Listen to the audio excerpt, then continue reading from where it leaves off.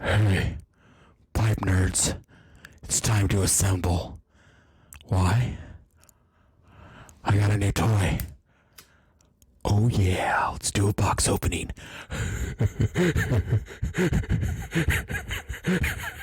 Today's gonna be a box opening, and I've been looking at this guy for well over a year, and I just couldn't pull the trigger on it. It's the Kiribi Takara lighter.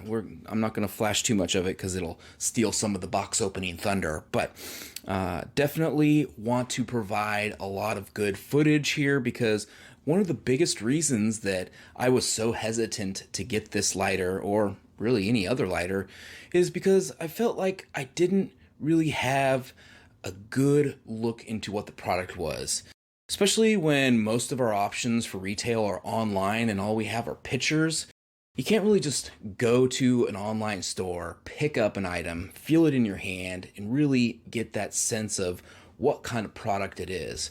Now, I know that this is a video and you're really not going to get that full sense either, but I'm going to do my best to provide that information for you and hopefully help you decide whether this is something that you think is worth buying or not. So let's get right into the box opening. So here it is. This is the box that it came in, and so far the packaging looks pretty pleasing. We see a single person stranded on what looks to be the middle of the ocean, and underneath the surface of the ocean, through a hazy, misty depiction, we see a giant squid just waiting and lurking. I get the vibe that the two worlds of Ernest Hemingway and Jules Verne have collided here and sort of crash landed on the cover of this box. It's very awesome. Let's flip it over and see what the back looks like. And we have the letter K for Kiribi in a unique script that suggests that whatever is inside this packaging could have easily been found in the traveling pouch of the most vicious Ronin to ever wander the land of the rising sun. It really makes me feel like I was being sent back to feudal Japan. I'd probably be an awesome samurai.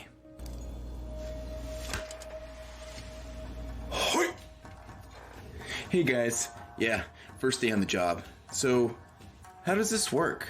Do we clock in? You guys are practicing with real swords? Doesn't anybody ever get hurt? Okay, that's fine. I came prepared.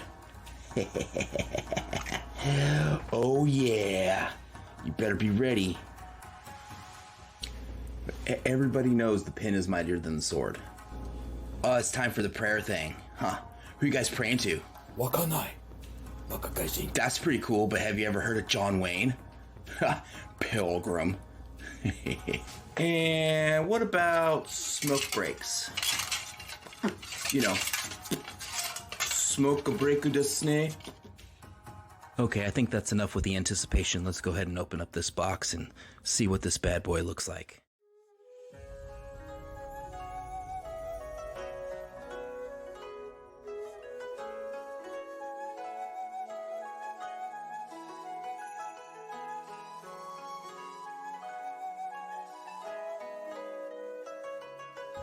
Instruction pamphlet.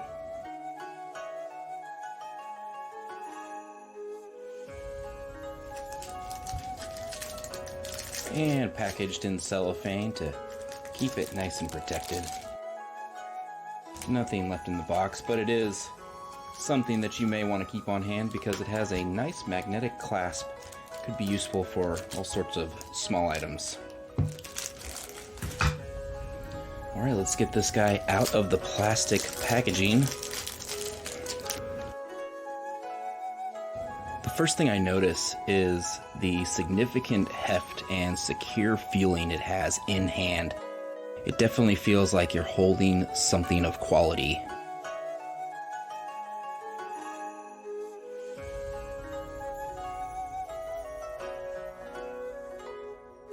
As rough and abrasive as the brass body looks, it's actually very smooth underneath the fingers.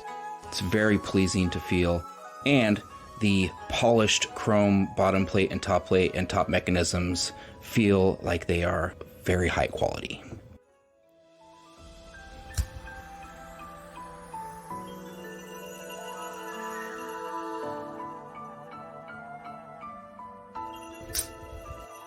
Well, let's get this thing loaded up with fuel and see how it works. We're going to take a moment to highlight one of the notes in the pamphlet. Now, don't worry, I'm not going to bore you with instructions or warranty information, but they do mention something that I think can help provide a greater understanding of what this product is, and I think you should hear it if this is something that you're considering purchasing. So it says, what is Kiribi? Kiribi is the traditional Japanese practice of casting sparks upon a companion's back, blessing him or her with fire for luck or good fortune, along with warding off danger before departing upon a journey. The simple and portable Hyuchibukuro, try that one more time. The simple and portable Hyuchibukuro, it's my best attempt, that's what you're going to get. Tool kit used in the Kiribi ritual, consisting of quartz or agate firestone and a striking steel. Would also come to be a preferred method of lighting the traditional kisiru pipe. That's also the best you're going to get for that pronunciation. Kisiru pipe remaining in use by older generations up to the turn of the 20th century. Hyuchi Bukiro are still found to this day resting upon the Shinto altars and Buddhist shrines of more traditional homes that sparks may be struck in prayer and for the purpose of performing Kiribi. For friends and loved ones, may the strike of your own Kiribi lighter bring luck and fortune as well. So for me, that was a very interesting piece to learn about, why they chose to name the lighters Kiribi. And it really got me excited to think that if that's the backstory and sort of the message with this lighter, wouldn't it be neat to sort of have this lighter designated as your travel or EDC lighter? Just a couple out loud thoughts that I'd like to share with you. All right, I've filled this bad boy up, let it sit for a couple minutes, come back to room temperature. I've adjusted the flame to what I think an appropriate level is. Let's put it to the test.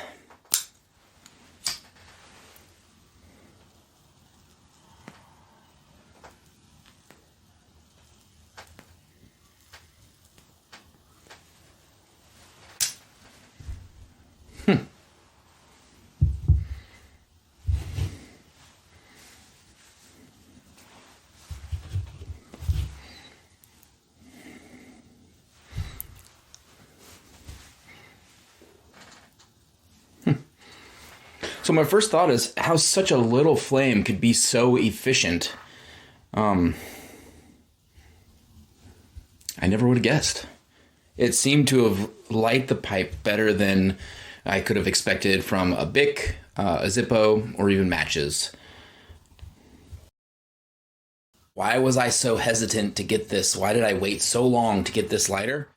Well, I feel like I never could really find an accurate representation of what this lighter was online through pictures or maybe even clips on social media, the retail websites that would sell it, Google image search. It seemed that every time I found a pic or a clip of this lighter online, it was a representation of a different lighter. Probably due to, different filters or saturation levels or exposure levels, who knows, right? But I could never be sure, what the product was that I was getting because everything was so dramatically different from, one representation to another. So now that I have this lighter in my hand and I'm seeing it with my own eyes for what it actually is, I definitely don't have any regrets with purchasing this lighter. One of the things that was a pleasant surprise, as I noted earlier, the weathered, textured look to the brass body doesn't translate to the fingertips, if you will, because there is a protective clear coating for the brass body of the lighter. And that's a good thing. It's going to help protect this lighter over time. And if it sticks around for years and years and decades, outstanding, great benefit. But if it doesn't, and it wears away and it exposes the raw brass underneath, that's also just fine. I think that will be an added benefit when you have a patina and a sort of weathered look to this lighter over time and use of this lighter. It will certainly give it more character, and it will certainly make it more interesting. And for me, it would make it more exciting to use over a long-term period of time. Now, the bottom plate, top plate, and top mechanisms I noted earlier to be a polished chrome, and upon further inspection, it seems to be darker than your typical polished chrome. So there's a good chance that it's a nickel or a black nickel, which they use in some of their other lighter models, and I think it works very well with the brass.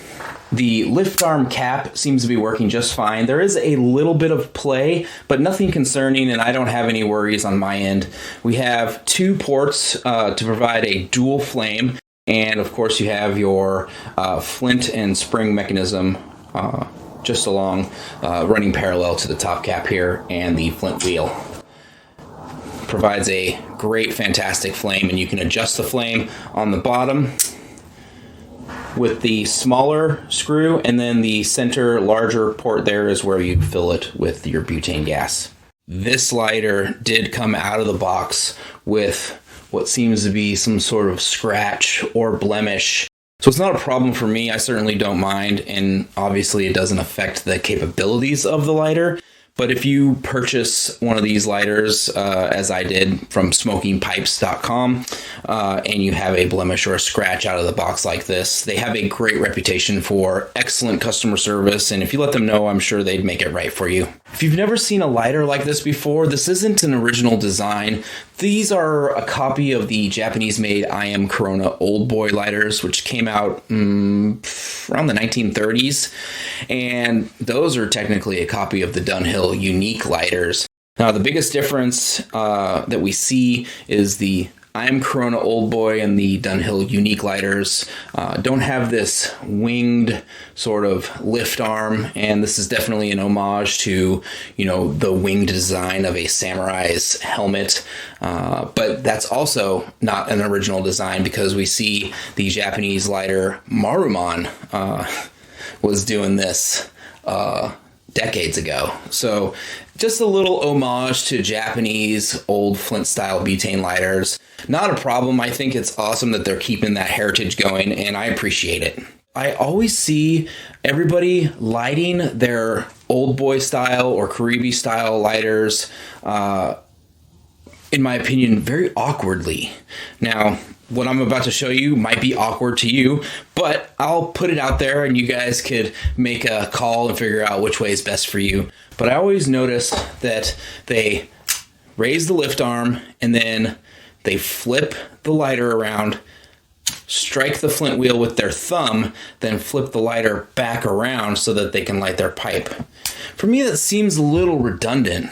I prefer to raise the lift arm with my thumb, strike the flint wheel with my index finger, and that way I don't have that unnecessary motion of flipping the lighter around in my hand. Now, I will admit it's a little bit of an awkward motion with my index finger here, but I'm fairly certain that with a little bit of practice, it will be second nature to me. So if you are the type of person that likes to minimize steps or save time, consider striking that flint wheel with your index instead of rotating that lighter in your hand and, in my opinion, increasing the risk of dropping it. Just saying.